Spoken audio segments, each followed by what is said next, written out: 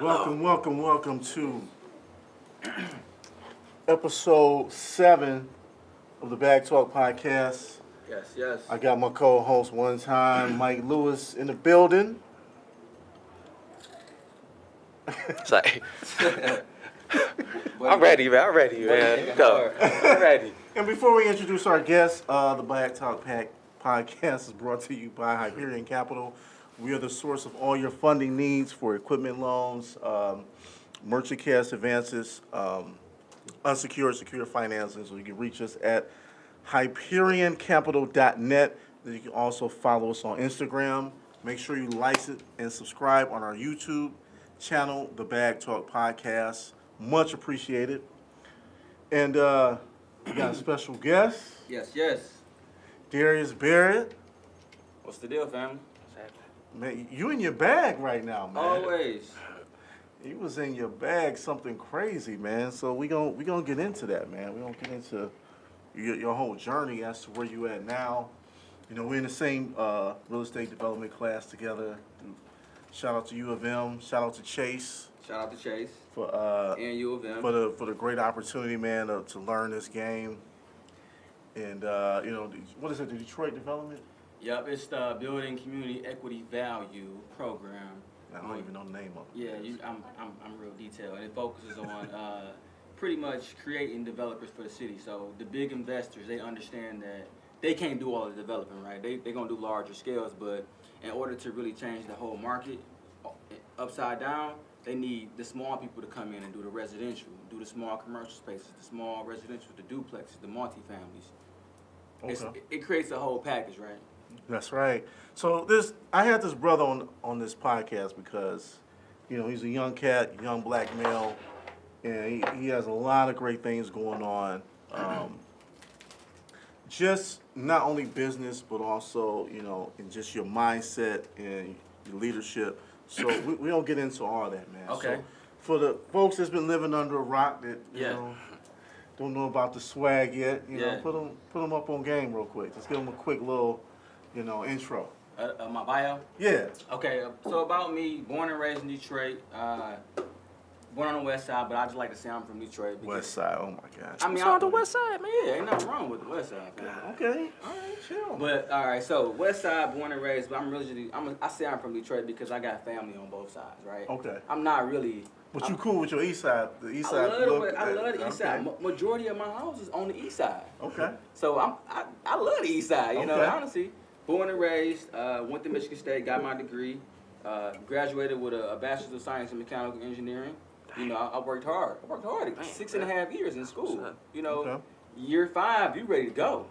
Okay. You know, so graduated, got the degree, and once I graduated, I achieved that accomplishment, and then I was like, okay, what's next? And I saw the check that I was getting. I'm like, this ain't enough.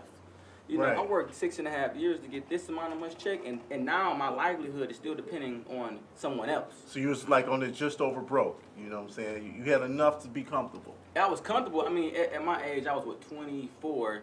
So, you know, I'm comfortable. You know, I'm not struggling. Yeah, I'm good. You know, I ain't struggling. I got my own place, got my own car, got everything that I need. I can obtain, right?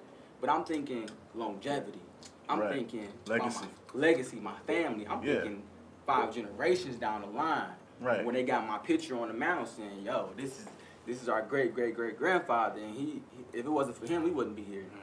You know? And I noticed, like, you know, just watching your stories on Instagram, always look, you know, your stories are always inspirational, and you allude a lot to Dr. Claude Anderson and the whole Powernomics mindset. How did you get in? How did you was able to tap into that? Because a lot of us still don't even embrace, you know, the great mind of Dr. Claude Anderson. How did you get into that? I got engaged with Claude Anderson from actually Hidden Colors. Okay. Shout out to Tariq. Yeah, shout out to Tariq. I was watching Hidden Colors, and I originally just started focusing on Black history, right? That was my thing. I wanted to know about myself, you know, in my culture. Like, when you learn about your culture, you learn about yourself. And I was just digging in deep about, you know, who we are as a people, our culture, where do we come from, what are the things that we believe, you know, how, you know, the history of it. Mm-hmm. And then I came across a video called Hidden Colors, and it kind of opened up everything. And it opened me up to the people that were kind of creating this movement. And Claude Anderson was one of them. And he always talks about powernomics. He always talks about black economics, keeping the dollar within the black community. You know, how we don't think about politics, you know, right, within making money. Like media as well. And media, and that's a key point. So, and once I got tapped into Claude Anderson, started following his pages, YouTube, just started, you know, watching YouTube videos on him. And every time I watched the YouTube video, I was just getting different nuggets. I'm like, okay. And, you know, that's the people I'm going to lean on, the people I'm learning from. If I ain't learning nothing from you, then ain't no point in me listening to you or hanging around you. Facts. And make sure y'all check out, I think Dr. Claude Anderson, he got like 5 books. He got Powernomics, Black Labor, White Wealth. Yeah, I got them too. Dirty Little Secrets. I think he got a couple more. I can't remember the other 2, but he got some good games. So take us back to the beginning, man. So you grew up on the West Side. What was that environment like? Were you more like a school book kid? Was you more like the swaggy kid in the hood? I feel like we all go through different phases, right? Okay. You know what I'm saying? We all go through these different phases in life, and we just got to understand what phase we in, you know? When I first started, damn, my Instagram just timed out. So reset. I gotta, so this is with me being intentional. I set a time limit on my social media because, you know, social media can be consuming and it just can take it too much. Oh, so it just cut you off. Okay. It cut me off at a certain time. Oh, I might have to look into that. It make you stop? Yeah, it makes you, well, you can actually. You know how you just be on social media too much? I don't be You on be on that way 3-4 hours, you don't mess 5 with it hours like a day, and you just wasting time. I'll be on it. Yeah. So, grew up, and I would say I grew up there. I mean, there was a hood, but I wouldn't say I grew up in the most in the hood. You devastated area. You weren't Dexter and yeah, I wasn't. You know, I went out here gangbanging, having to bring it. So you was like 48235. I was 48227. I stayed on Schoolcraft in Greenfield. Oh yeah. Greenfield and Southfield. If you go further to Southfield on Schoolcraft, it's big, nice houses up. Like it's nice houses up. We kind of like at that point where it's kids that got nice upbringing. You was in the plant workers. Yeah, you know, right school there in that teachers area. and then you got city workers hood. Yeah. Right, you got your parents working hard, providing for you, and we just kind of at that point where them kids is just like finding trouble. You know, you got everything you need, but you just want to get into trouble. Right. I was kind of that kid. You know, I was more so just. You a stealer, man? What you doing? Man, I done did some of everything. You know, nothing that I'm proud of, but you know, I would say. I didn't have any positive role models to see something different. Right. All I was seeing was that, you know, that type of that perspective. At that time, the peer pressure is heavy. You know, Yeah. you worried about acceptance, especially when you get preteens, teenagers. Of course. Yeah. So, what made you choose? What got you into Michigan State? And what high school were you at? So I went to Old Redford Academy. What got me into Michigan State is, man, I was a knucklehead. Like, I wasn't the worst kid, but I wasn't the best kid. But my potential was through the roof because my grades in high school, my grades in growing up, I was like valedictorian. I spoke in front of my class in elementary, so I had high expectations for me already. And I just was knucklehead, kept getting in trouble, just going through probation, you know, little stuff. And my mom said I got arrested, and I came home. Mama sat me down, and she looked me dead in my face, and she cried, and she said, "You're either gonna be dead or in jail." And from that point on, I was like, that was like your coming to it. Jesus moment. I never seen my moms cry. I never wanted my moms to cry because of me. Right. You know, seeing your mama tears come out her eyes because of you. This is your fault. I ain't like that feeling. And I. So it was like an episode of Family Matters. Then it was like one of those. Eddie Winslow, you don't know about Family Matters. I know about Family. I ain't that young. Bit. Come on, low calm down. Low I ain't key. that young. Low key. I know about Family Matters though. Okay, cool, man. So what was it like when you get to Michigan State? Was it a little overwhelming at first? No, it wasn't overwhelming. I tell people this all the time. Depending on where you're brought up from, that tells you where you kind of need to go to school at, right? I was brought up in a predominantly black city, Detroit, Michigan. 95 at that point, probably 95% of us was black. Right. So you were rarely exposed to other cultures, and especially white culture, right? Right. So I needed to go to a PWI to get that exposure, right? Right. So when I first got there, I didn't have no type of exposure. So I didn't really know how to communicate. I didn't know how to kind of see eye to eye. I just was kind of weirded out, like, dang, y'all do exist. You know, Right. Like it is a lot of y'all, you know, because you Right. don't really see that perspective when you in Detroit. So what years were you at Michigan State? 2008 to 2014. Okay, so you was there with like Draymond was there, Yeah. Draymond Green, and Yep. You seen them? Yeah. What? kind of that. Who else was there at that time? They all cool. These are regular people we talking about. Yeah. Okay. You know, they in the league now and they making That's millions of when dollars. Michigan State started being Michigan too. Yeah, finally. we was killing them. Football. Yeah, football. Yeah, that was some good times there. Yeah. That was kind of like at the end of my career though. I didn't did all the cutting up I was gonna do. Okay, so you was serious when you. Oh got yeah, to State. I was focused. You know, Okay. by the last 2 years, I already came focused because I knew that was my last chance. So why mechanical engineering? Did you kind of fall into that or? Yes and no. It was one of the things I fell into mechanical engineering because I took a class. I rely on my experiences a lot. So I took a class probably when I was 10 years old, and I loved the class. It was an after-school class, and they talked, and we actually did a lot of mechanical things. And at the end of the class, they said, this is what mechanical engineers do. And I never took a class again. Mm-hmm. But when I got to college, I remembered that. So I said, okay, I looked at the curriculum. I looked at the engineers. I like, not electrical, not civil, not industrial. I'm gonna be mechanical. And then, you know, I just kind of took it and ran with it, see where it went. And now I'm here. Got my degree in mechanical engineering. My first experience at Michigan State was like, I think 94, 95 when Pac pulled up. To state? Yeah, Pac pulled up to Watch out. state. He shut all in Watch Lansing. out. You remember that? You believe it? Yeah, he No, shut all of East Lansing down, man. It was nuts. And I didn't realize how serious the party scene was in Michigan State. Oh, it's lit. I seen it firsthand, like Oh, yeah. 94. Now, I think it was 94. Either 90, it was like when he first got back out of jail, he shut He East came to Lansing. state? Yes. That's wild. Down. I'm about to Google that. I don't It was- believe. Somebody dude, Google that, man. It was crazy, man. It was crazy. So anyway, how did you remain focused, man? Because I know Michigan Yeah. State's a huge Yeah. party college, man. For sure. Discipline. Like, you got to know why you here. I mean, discipline is so easy to say, right? We always got to say discipline, right? You hear that in everything. But you really got to be intentional and disciplined with your life. You gotta take control of your life. And that was me taking control. I knew that whatever I wanted to do in life, that me getting my degree in mechanical engineering was going to be a stepping stone because it was going to provide. It was going to provide the amount of money that I needed to do whatever I wanted to do. Not knowing what I wanted to do, but I knew that this was going to be a great platform to get that cash and do whatever I wanted to do. So you got to be disciplined. You got to be intentional with your life. Like, I knew this was my last chance. You know, you can make the mistakes in middle school. You can make the mistakes in high school. You know, you can fool around, you know. But you get to college, it ain't no step after college. Right. You know, you either get the degree or you don't. Okay, so you were able to get over that. Now you go into the corporate world. Yeah. So was that even more of a culture shock? Because now you like in for real corporate America. Not really. That ain't no joke, man. Not yes and no. Corporate world. I would say it's definitely different, but already had exposure. At that in college. point, you was good. You know, I knew how to navigate. I knew how to deal with people. I knew that I was in corporate America. I knew I was just another number. I already came into it conscious about Right, with the right mindset. Right, and I knew why I was here.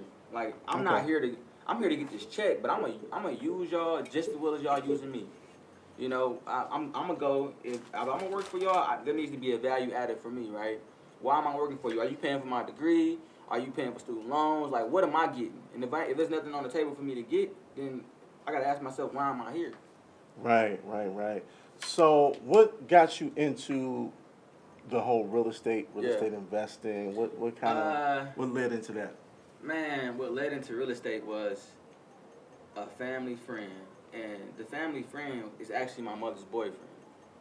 Okay. And I was So kind of like Melvin off Baby Boy. You giving me a Oh, snap. No, he didn't, dog. dang, he tried this little boy in me. Why he tried to little boy in me?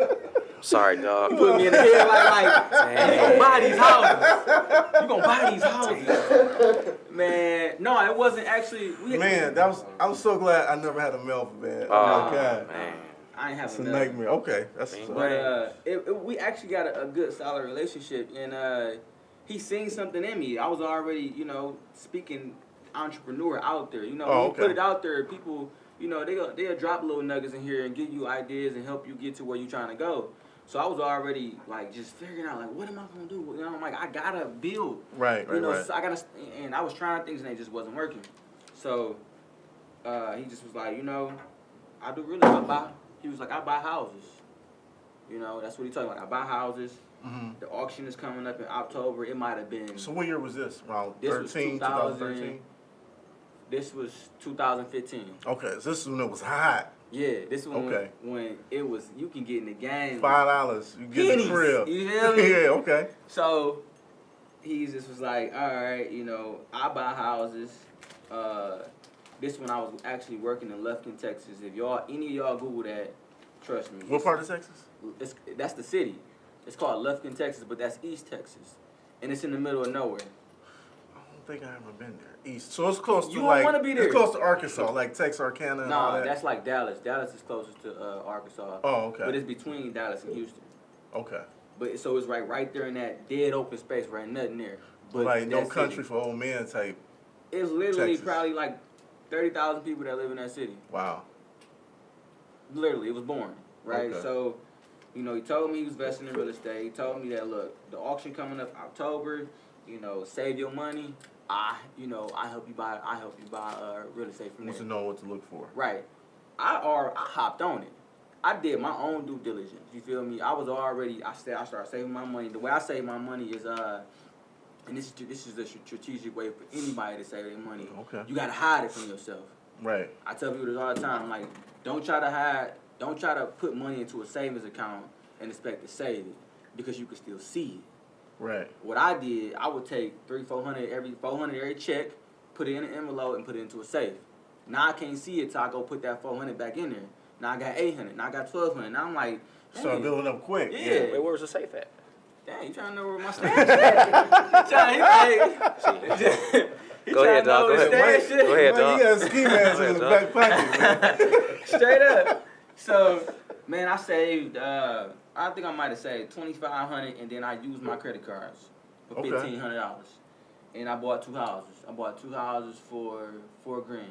Wow. And I bought the houses, and he introduced me to it. Like, he gave me the game. Like, look, I'm gonna tell y'all a funny story, man. Y'all about to die laughing, right? So when I first bought my first house, right, you know, I'm trying to do the correct customer service thing and be like the, you know, this upstanding citizen. Yeah, I just bought your house, but I don't want to come at you like I just bought your house. I need you to get out.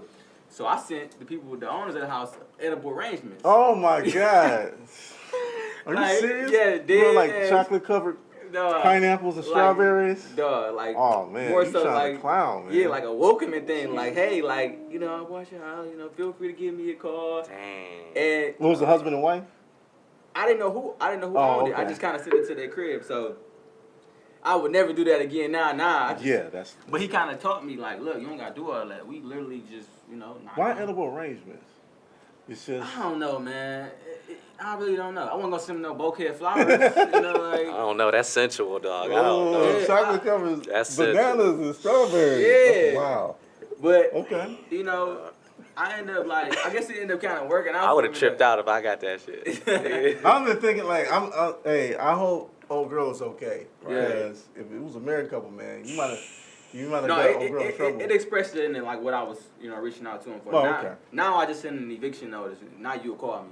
Right. When I buy Right. your crib, I Right. just send over eviction notice. Like, look, I already put it in. You can call me or not, but you're gonna be out. So here in explain, 30 kind of days. explain that process to people that don't know.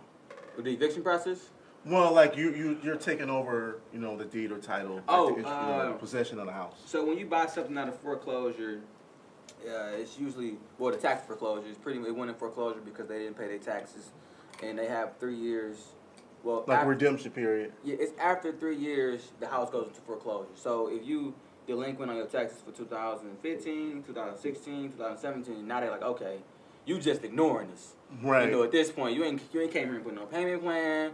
You know, you ain't told us you can't afford it. You don't care at this point. Okay, Right. so we gonna take your house from you and then put it in the tax foreclosure, and then somebody else gonna buy it. So that's what I did. I bought somebody house that they lost. Sometimes it's good house. Sometimes it's people houses that's like, Oh yeah. they put brand new windows, furnace, kitchen. they just didn't pay the taxes. You know, sometimes it get tight. You know, that extra, you don't got the extra $100 to go to taxes. Detroit taxes is no joke either. Yeah. So, you know, once you buy these houses, you get a quick claim deed. A quick claim deed is pretty much saying that now you are the new owner of the house, and you can pretty much approach it like, look, I'm the owner of the crib, you know, and that's where the challenge for me was at, because let's say somebody approach you, I own your crib now, you're gonna be upset, you're gonna be furious, like, what you mean you own my crib? I've been living here for 10 years. I remember that. I remember, you know, like when I was on Ryland, man, and you know, I was in the ARM, man. This is like when I really understand real estate. So when that ARM kicked in, remember ARM loans? The what is it called? The variable loans? Is that on Livonia? Yeah, Redford. We're Redford. Redford. And so it was kicking in, so it just went crazy. Yeah, was that the variable The adjustable interest? rate. Oh yeah, adjustable. mortgage. Yeah, variable. Yeah, So it's like you like at 2%, and it just jumped to like killed you. crazy, like 99,000%. Like what? And so it was starting to get behind. Like people was coming to my crib taking pictures. Dang. Like they'll come, they'll run up, take a picture of the house, and then run, man. I'll be like busting out the door, chasing them. So I understand that feeling, man. Right. And they were sending me notes, and yeah, I understand that feeling. Me sending that edible arrangement was like, all right, this is like a peace offering. You know, Right. don't burn the house up, because that's Exactly. what people will do. Yeah. Yeah, Oh yeah, man. People You ain't about they'll to get my stuff the house. drains and turn the water on. wow. And all that. they throw concrete down the toilet. If you want this house, you gonna work for this. You right. Like it ain't gonna be that Right, easy. right. So yeah, I mean, yeah. Okay. So you're getting to now you're an investor. I don't like the word landlord, man. Landlord Okay. is such a dirty word. It's like I think a slumlord, I think a landlord. Yeah. But you know, you're a real estate investor now. Uh-huh. You rent out cribs. So what's making you take to the next level of like, you know what, I wanna really, really do this now. I'm not just in it for the little trinkets to buy Gucci and you know what I'm saying, buffs and bottle service. Like what made you like, okay, now I wanna go to the next step? After I bought my first two houses, like the feeling of being an owner is worthwhile. Right. You know, and the feeling of being able to put money in your own pockets without somebody, you know, having to pay your paycheck, like a corporation have to pay you or a company, that's worthwhile as well. That's a great feeling to have. So once I noticed that, like, okay, I can really build something substantial here. You know, like, yes, it might take me a little bit of time, but I can build something substantial here. I can create something. And, you know, once I started to dabble in, you know, buying houses and fixing and flipping, I'm like, okay, you know, I started really identifying other areas of opportunity, which is like gaps in the market. I said, okay, Right. you know, there's a gap in the construction and development side. You know, there's a gap in the general contractor side. You know, once I started really putting the pieces together and figuring out how I can expand and build on top of this and really create something like some generational wealth for my family, that's when I got serious. Okay, because I think the time I met you, you were just starting to get your builder's license. Yeah. And I mean, you did it rather quickly, man. Like I remember, I met you that day. You was like, "Hey, man, let's get our builder's license now." Yeah, I was and then, on. like 3 weeks later, you had it, man. Yeah. And You had to pay for it? Yeah, you got to pay for it. Yeah, I think you gotta do what 40 hours. You gotta do 30 hours of class, like 10 hours of OSHA. Yeah. Then after that, then you gotta like take the state exam. State exam. Yeah, state exam. That's what 300 something like that. Yeah. It was like 189. Okay. So he did hit in 3 weeks. How long did it take you? I don't have it yet. You ain't got it yet. I ain't got it. And I'm that's working the- on it. And that's Okay. the thing about being an entrepreneur. I think that what makes a successful entrepreneur is you gotta take action. I tell You people, do. you gotta just. Yeah, you gotta dive in. If it's one day at a time, you gotta just take action. Yep. So what was it? Because I know when Asia was on here, she took the test 7 times. I took it 3 times. I called Asia too. You had to pay every time? Oh yeah. Yeah. Oh, man. Oh, yeah. Asia spent $1,500. They tripping, dog. But I mean, Bruh. the money you gonna get once you get That's it. one job. That's like you got a lotto ticket when you get that builder's license. Yeah. There's so many things you can get into. You get Right. asphalt, concrete, roofing. I mean, it's subcontracting. Yeah. It's a move, man. Because it's a large gap in Detroit where, you know, the small people can kind of step into that gap. So that's really what entrepreneurs do. They find gaps. They find places where they can add their value to, and then they create a successful business off of that. Okay, so what is the name of your? Because I seen you got the dope logo. Yeah. Let's go with. Okay, good shout out real quick. Check me out on live. The name of my business is Revere Estates. Tell me about your team, man, because you got a whole squad. Oh, too, yeah. Man. Shout the team out. Oh, yeah. Shout out to Deja. Deja on Instagram. I think her name is Deja.makk. And then also Candace Green. Deja she helps me with acquisition. She is a licensed realtor. She helps me with the acquisition. She helps me with actually managing my properties as well. And then Candace Green, she helps with the marketing and she helps with the project management as well. So last year, I didn't buy anything. 2018, I didn't buy a single house because I knew if I wanted to take it to the next level, I had to slow down. Because my first year I bought 2, the next year I bought 4. I'm like, okay. Yeah, but once you start getting over 5, it gets crazy. Right, and I had no systems, nothing no processes in place. Yeah. I'm just moving, So I had to build my team because I felt like, okay, if I really want to go, what's the proverb? If you want to go somewhere fast, go alone. But if you want to go somewhere far, go together. Right. So I'm thinking about longevity. I need people around me that do stuff that I ain't good at.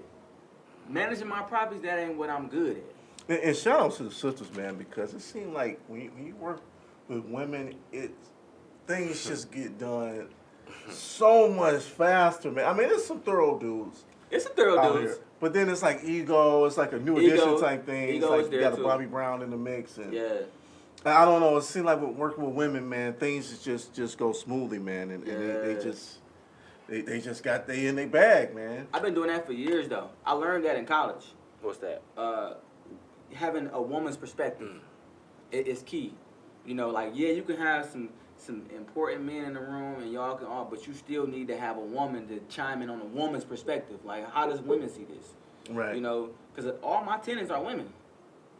Like, literally, everybody that rent my house are women. Is that so? How you do that? Fancy that. I mean, all right, the strategy.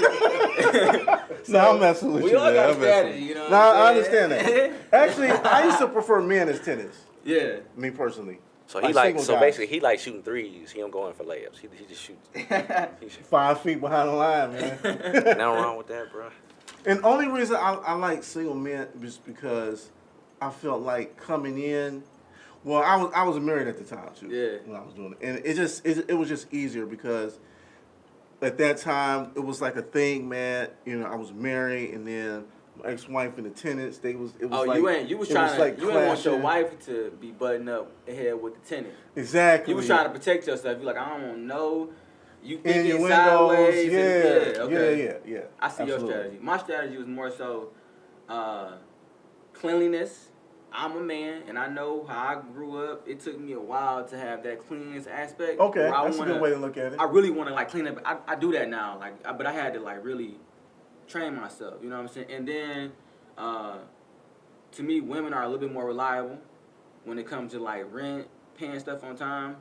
And then I can charm women. I believe women.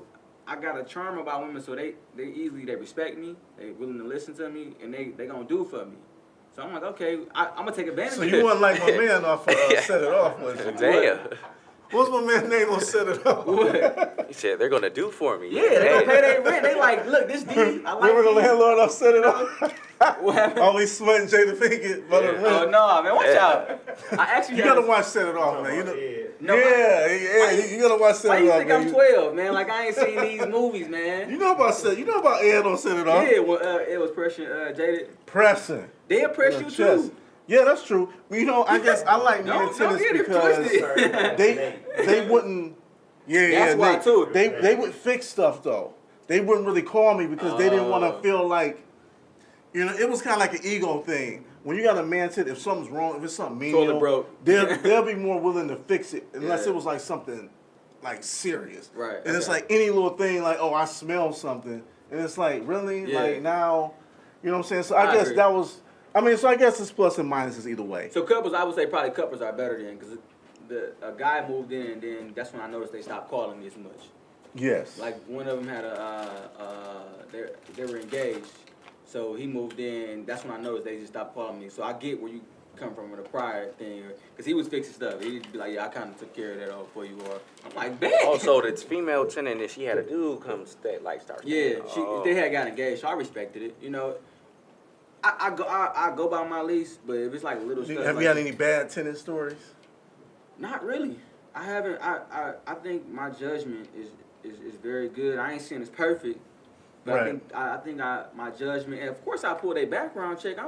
You got to meet certain qualifications. You know, you gotta, Absolutely. If you don't meet them certain qualifications, and then it's kind of like a technical, I would say, analytical part, and then like a feeling part. Like, do I feel good about this person? You know, did they pass the analytical part? All right, bet. Just kind of like the vibe. Yeah, it's how they vibe. So I see you got the chakra rocks, man. So I see. I'm all about energy, man. I'm all about vibration is important. Yeah. So you ain't got that. I'm probably gonna be like, I'm gonna just be like, nah. You know, you seem sketchy. Okay. Sketchy. Okay. You know. So.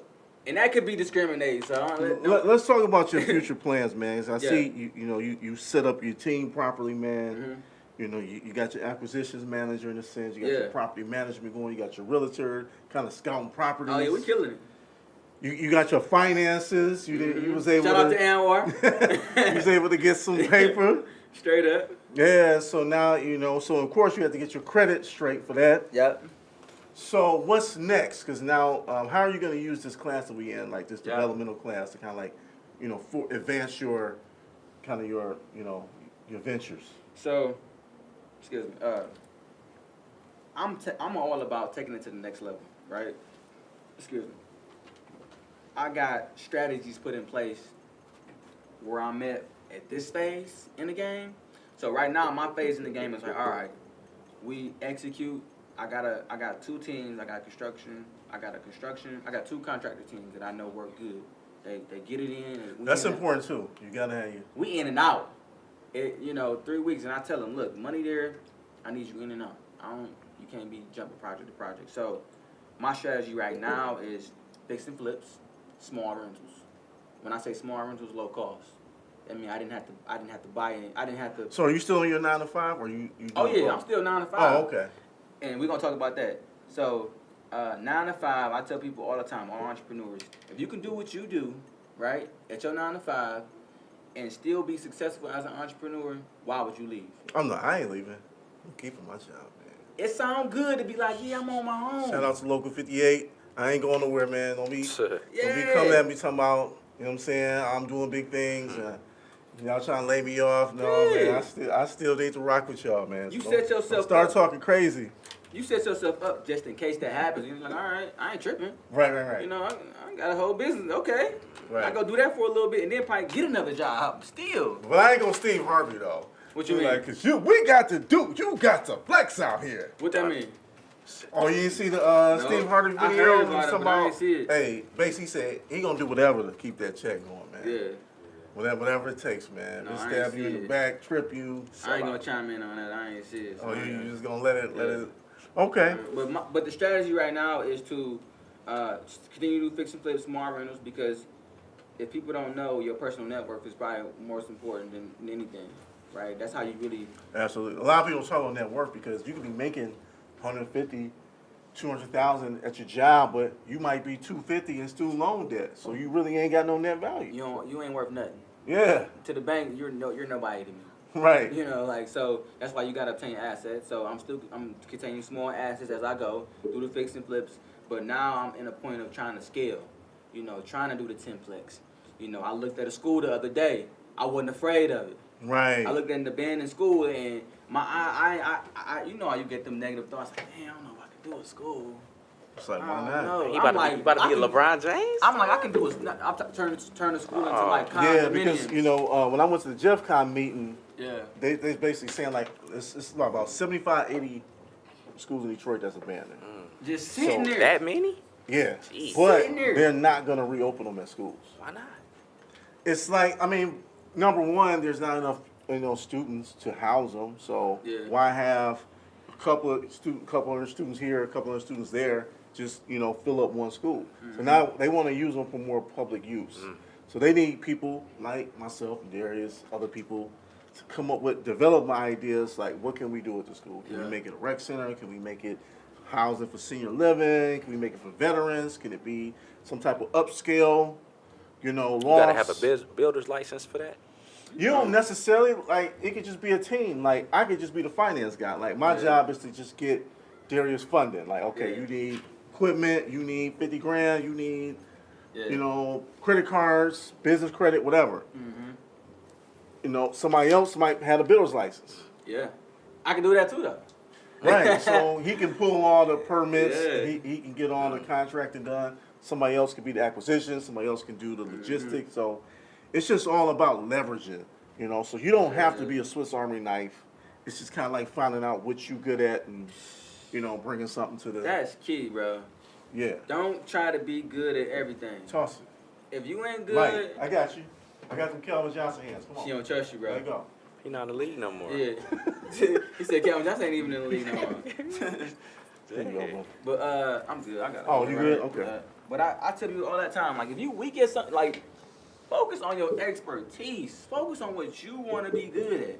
Don't try to be good at 10 different things because you just spreading yourself thin and you're going to make little progress. And I got to get, what you call on the podcast too, man? Who? From Bar Mallow. Brandon Mello. Oh, Dana? I think her name is Denise. Oh, Yeah, wait, that's what I gotta get said. Denise, man. Well, it's out here now. It's out in the atmosphere now. Don't send it to her. Yeah. Don't let her see it? Okay. No, I gotta get Denise on the platform too, man. I appreciate you coming on and it's so much more we gotta get into, man. Yeah, it's a lot, man. We could be talking for days, man. Some of your future plans, and I wanna do a pull-up episode. A pull up where? Like probably one of your, projects or something. Yeah. Maybe it's not gonna be as long. Maybe like 10-minute segment or something. Yeah, I got a few projects. Because people need to see, what I'm saying. It's not that it's easy, but how simple it is. It is. Well, we can't pull up on nobody's house that he renting out to, right? No, but a development project. Like if he's starting off a project, we pull up. Yeah. We got the lights and everything, and we kinda, Give me a month. Yeah, Give me 30 we days. kind of, because I want people to kind of see, man. Like we are just everyday people, man. We ain't superhuman, man. It's just really about being intentional. That's it. So, is any things you got going on you want to let people know about? So, If y'all once got- again, plug your. So I'm looking for good deals, really. Okay. Like, you got a house for sale? Let me know. You can follow me on all my social handles at Mr. Revere, Mr.Rever. You can take my contact down, 313-405-5443. I'm looking for contractors, and I'm looking for good deals. Good deals is a win-win for both of us. That means I make money and you make Now, money. what do you mean by a good deal? Because people may not know. Win-win situations, right? Okay. Not, I came to the table and I want $20,000 for a house that's worth 10. Right. Meet me in the middle, I give you 12.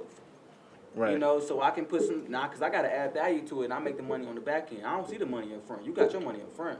I got to put money into it to get my money on the back end. Right. So I think that's the perspective people got to have when they're selling their homes. Like, you want what it ain't worth. Just to get, we all want top dollar, but a lot of these houses ain't worth top dollar. But I'm willing to pay. I'm willing to cash out. I'm willing to give you the money. We can close in 15 days, and you can walk away with 20 bands in your pocket. Sometimes 5. Sometimes 5. What title company you deal with? I was working. I ain't gonna say was. They cool people. Put them out there, man. Go ahead and put them out there. I like Detroit title. I like Detroit. Shout out to Detroit Title Escrow. I went move to their quickly. office. I went to their office, and that's kind of when I really started liking them. I'm like, this is a dope office. All right. Yeah, they cool. And they black owned. Yes, it's black owned. So, the love got to go that way. Yeah, and the other one's Regions. You ever do a Regions too? I call Regions, but I haven't dealt with Regions. So I think they the most investor friendly. Yeah. It's a lot out there. But I guess I know these people, and I think when you I'ma take know your somebody, advice it makes a difference in the effort. I've called some title companies, man, and they be kind of short with you. They ain't really cooperative. And, you know what I'm saying? I had a title company mess up a deal for me because they didn't want to close on it. It was like, nah, you got to do this and this and this, and we ain't doing none of it for you, but you can go do it. Yeah, all I was the like, footwork. Yeah, it's crazy, man. You the title company. Like, this is what I'm paying you for. Yeah, they like, we ain't trying to help you, young blood. We ain't Yeah. trying to put money in your pocket. We straight, yeah. So You know, I would tell people Regions and Detroit Town Escrow. They move quickly. Yeah. I remember because I'm gonna have my man Zeke on. I think we closed on the house in 2 days. 2 man. days? The whole thing. Well, Regions? It all started Detroit Town. It all started Wednesday. Yeah. This chick was like, "I need to sell this house by Friday." Because we're gonna I'm buying the food. No, she was trying to buy something for her business. I was like, "I need to close by Friday." I'm like, "Friday?" Like 2 days? Right. And they got it done, man. I talked to Zeke. We was that Friday. It was done. With Detroit Title and Escrow? Yeah, it was done. The whole thing was done in 48 hours. Yeah, I think they got a good relationship with them. They've been probably working with them for a while. Yeah, I mean, we didn't get paid probably like Monday. It didn't really go through Monday, but it was done Friday evening. They still had to transfer the paperwork, but everything was signed off. Yep. Yeah. Yep, 2 days. Man, dude, appreciate it, man. Gonna have to, Yeah. we have to pull up on you next time. And, you know, next time, man, we're going to have a full crew, hopefully, man. I think Shannon's in Atlanta eating collard greens and Yeah. cornbread, stuff like Eating that. good. So Eating good. hopefully we'll have the whole Bag Talk crew out here next time, man. But appreciate it, brother. Oh, yeah. Knowledge. Appreciate all the game, man. I will see you Saturday in class, man. Oh, yeah, let's do it. And we got to link up, too. Yeah, We gotta do some business together. We need to come together and do a development project. Like I really want to come in that class. I don't want to do one by myself. I can, but why? Well, we was eyeing the same property, too. Which man. one? The one at Spring Wells Park. On Vernon? Yeah. Vernon's cool, but I feel like there could be some limitations with that property. But the one on Grand River, too. It could be some limitations with that property. Really? I want to go for a solid. Just lay up. You want to lay up right out the gate. A layup, but not like. Of course, it's gonna be a challenge, but not something that we gotta go get a lawmaker to come in and change some laws about. I want it to be simple because though the challenges with both of those, they don't have parking. And what I helped with notice, I started going to these district meetings. Yeah. Like I went to District 4 meeting, which is Jeff Kine. I met the city councilman. I can't remember his name right, but he's the city councilman for District 4. And when you see him, when you talk to these people, it's a lot easier. When you just call him, "Hey, I'm Anwar. I want to talk to you." Man, what? Right. What You're you like, want? "Anwar, what?" Now I gotta say my name 3 times. Yeah. You know what I'm saying? So going to the district meetings help. Okay.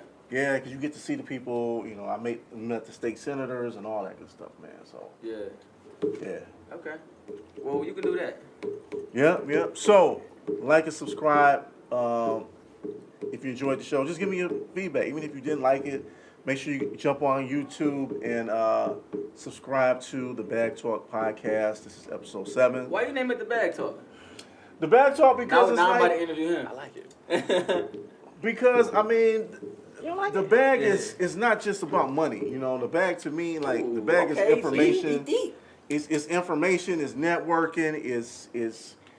It's kind of like social awareness. Okay. So it's not just money per se that's in the bag. Ooh. The metaphoric bag. It's everything that's in there. So when Yeah. you got all that in there, man, you good. And the bag is gonna get you to where?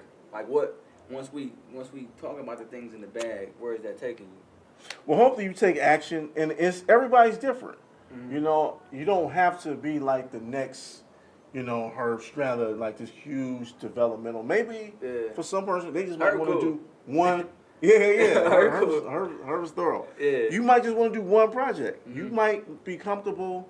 Like I just want to make an extra $50,000 a year. Yeah. Somebody else they might want to get in 7 figures, 8 figures. Ooh. So everybody's different. You know what I'm saying? I'm not here to say what your purpose is, how much money you should be making, but I do want to get people like you because I see where you're going, man. I see the trajectory that you're going in. So I feel like, man, I was interviewing them at the embryonic stage. We're gonna look back 5 years from now. Yeah, We're like interviewing. I've been on Like, him. man, that's my guy. Right. I'm about to call him right now. You know, I mean, there's a lot of people I know that's really, you know, 10, 15 years in, and I want to put them on too, but Yeah. I want to get the people that's just getting into the game maybe the last, you know, 1 to 5 years too. Yeah. Because I'm trying to help people that's on the fence about getting into this. Yeah. Like, you can do it. Like, just because you got a good job don't mean you can't get in this too. You can do it. If you got 2 kids, you can do it. If you going through relationships problems, you can do it. Might take you a little bit longer. No matter what your situation, you can do it. So I'm trying to get everybody from all different situations. Yeah. And I think that's the key though. Like, and I know we kind of drawing this conversation. It's cool, man. It's but believing that you can do it and being patient, man. Like, I'm 4 years in. You see what I'm saying? Like, I had to be patient. I took a whole year off. I had to be patient. It take about 5-10 years. You know, to really see this come to light. So it's like, we can't be caught up in like, man, that first year, man, I ain't winning. Second year, I still ain't winning. You know, you might not pop until year 5. You might not blow up to year 5. Right. You know, that might just be your year 5. And now what? You know what I'm saying? You a millionaire. Tell them about Bag Talk Sports, because we got an audio podcast as well. Yeah. We're talking about sports. Okay, you got sports, bag talk, money. Yeah, bro. I mean, you know, it's anything that's relevant, anything that's recent. Yeah. The past week, anything that we think is going to get people. The audio's a little more raw. We get a little real more raw, bro. gully. Real raw. Yeah. More profanity. Why we can't get Gully on here? I mean, you know, we got the kids here, man. We got the young kings, man. I don't want to be getting. I don't want to traumatize them. Get real ashy, real ashy, you know? Real loose. You know? Shout out to the young kings. We got DeMarcus. Shout out to my nephews in the DeMarcus and Oh, you put up the peace sign. what's DeMarcus? What's your name, man? Oh yeah, James. You eating Funyuns? You got to watch James, man. James the quiet one, man. You got Doritos, man. He good. Yeah. Straight. So appreciate it. Make sure you like and subscribe to the Bag Talk. We out. All right, y'all. Peace, family.